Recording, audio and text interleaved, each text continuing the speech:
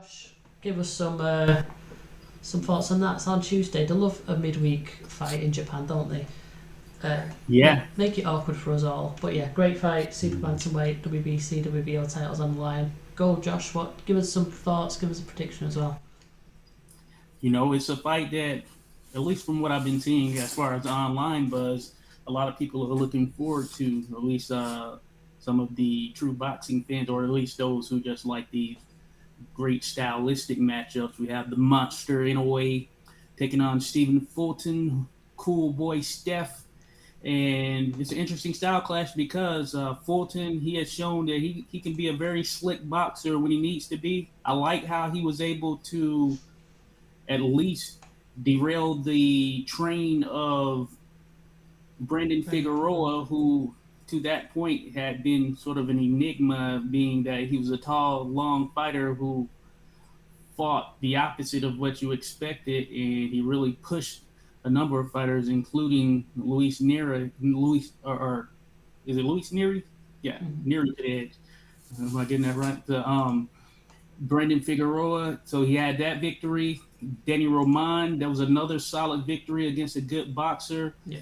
And I think that it was sort of a coming out party for Stephen Fulton, showing that, hey, he is a true player at this top level. And I remember seeing him when I first got aware of him. I actually met him in DC here. And he was the IBO champion at the time, and he seemed to be really poised to stamped his name in the sport. Next thing you know, a couple of years later, he's up there, top level, and we know Inoue, we know what he can do. He's pretty much destroyed the majority of the top class opponents that he's faced. That fight with Donito Donaire, the first one at least, was a fight of the year candidate. I think it may have won fight of the year for in some regards. Then the second one, he came in, iced Donaire, and I think this one we're gonna really see him probably put it to the test. I don't see in a way stopping Fulton. I just think he has that grit to him, and I think that he's slick enough that he will trouble in a way. And it might be one of those situations where it's just gonna be close, and we're gonna be on the edge of our seats and wondering who is actually the victor by the time we even get to that last or that 12th round, and we see what happens when these judges scores come. I hope the judges and the scoring doesn't ruin things. This is taking place in Japan, so I'd imagine they're going to have maybe a judge from America, a judge from Japan, and then one from some neutral site. Yeah. But I do expect that it will be a good close fight. Hard to call overall. 50-50. If you put a gun to my head, There's a gun to your head. Come on. I might lean in a way, but I don't want to be in that situation though. So draw really is what I'm thinking. Draw. Wow. Alex, give us yours, mate. Yeah, man. I truly believe these are two of the best fighters in the world, especially below 135 pounds. It's a fight that I don't think I really saw coming. I thought definitely Fulton was going to move up. I wasn't sure if Inoue was going to be able to meet him at 122, or how it goes. Usually, it's oh, it needs to be what do they always say? It needs to be marinated more. It has to be built up. Blah blah blah. Oh, sides of the street. And Stephen Fulton, definitely did his part to make sure that that wasn't the case. He told Al Heyman, "Listen, I want this fight." And you like to see this.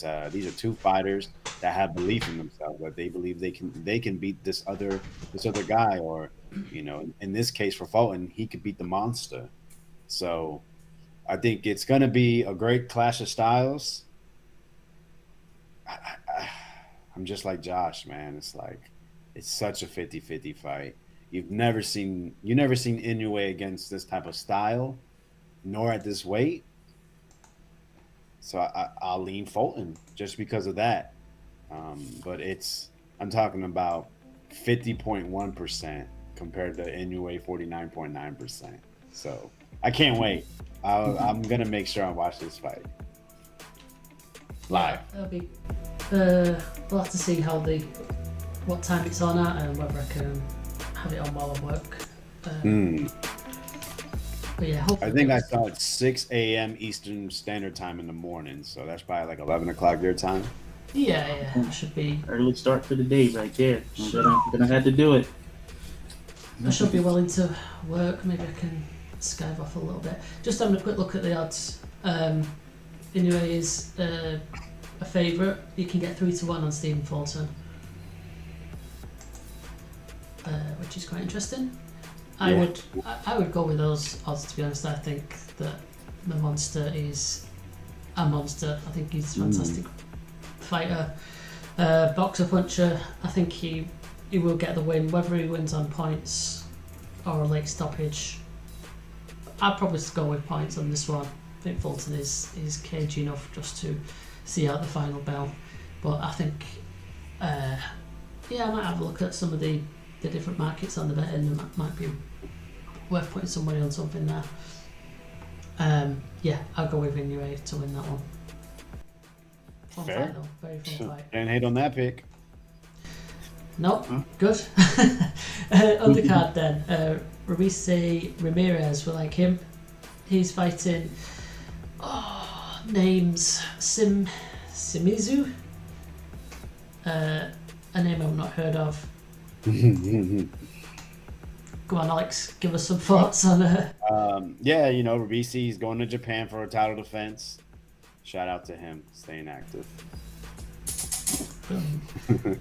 His opponent looks 11 wins, 10 KOs, got a bit of power. He's 37 years old, so he's aging a bit. Looks quite tall though, 5'11" for a featherweight. That's huge. So maybe some problems could be caused there.